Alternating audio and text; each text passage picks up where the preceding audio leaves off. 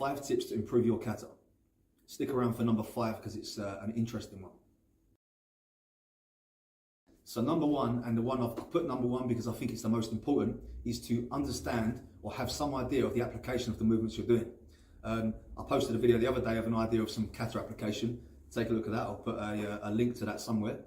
But the way someone performs their kata can be drastically changed when they have an understanding of what they're doing with their movements.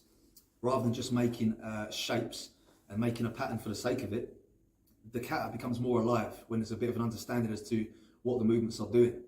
And also, a point on that, there's never only one way to do a specific thing in the martial arts. You know, the word art is in the title there. It's down to interpretation. I get a lot of comments where the people say, that's not the interpretation, that's not what this is for. If it works, then it works. And everybody's different. You know, someone might be taller, shorter, heavier, lighter. Different things will work for different people. And some things won't work for some that will work for others. So make the kata work for you and adapt to that. So number 1, and in my opinion, again, the most important, is to understand what you're doing with your kata. Okay, number 2 is to slow down. People rush through their kata all the time and they're skipping important detail in the kata for a start. This goes back to the previous point of understanding the application as well. If we slow down, we can tell the story more in the kata really, rather than just rushing through to the end. I see it all the time, people trying to get from the start to the end as quick as they can. And this could be because they don't fully understand or know the kata, so they're kind of trying to rush bits to get through. But if we slow down and allow the natural rhythm of the kata to take place, the kata's improved immensely.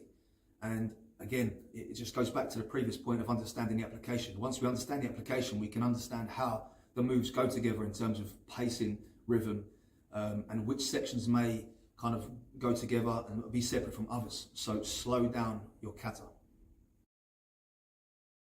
Number 3, break your movements down into smaller sections, or break your katas down into smaller sections. I used to just run through katas from the beginning to the end. You know, every kata I knew, I used to just go from the beginning to the end when I was younger and use that as an exercise. But really, this just ends up being a cardiovascular workout.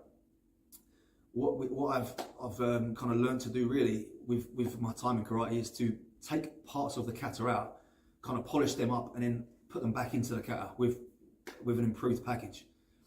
This is something people criticize competition karate a lot, but competing at the top level in kata has taught me to specialize and break things down and improve them specifically. You know, you're not going to improve your mistakes if you're just doing the kata all the way through from beginning to the end all the time. Because what happens is you're just compounding mistakes. You know, take a section from it that needs improving, work on that, put it back into the kata. Number 4 is to watch videos, do some research. I've got some kata videos on this channel. Take a look at those if you are interested. But just watch people doing the kata as you're training. You know, you get ideas from there about how to perform it. Maybe you don't fully know the kata in the first place, and sometimes that can help you to sort of address certain points you're a little bit unsure of. You can also get ideas from that. You know, some of the videos, again, like I said earlier, my videos have got some application in there as well. That can help to give you a better understanding of what you're doing. So do some research, do your homework outside of the dojo.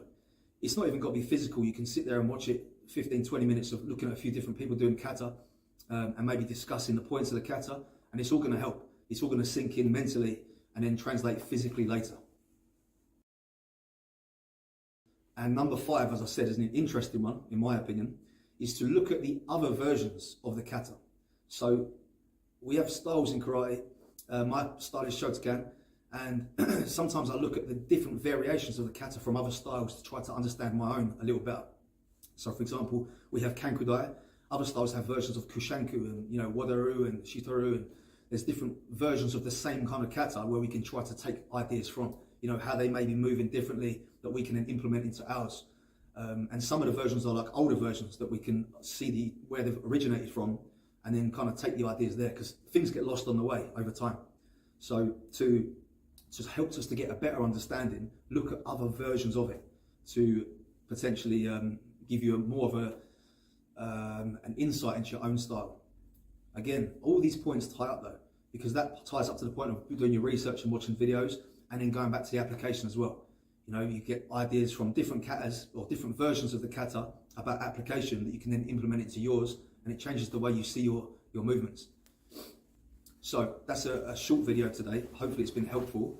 Let me know if that's useful for you. Share it with people that who may find it useful also.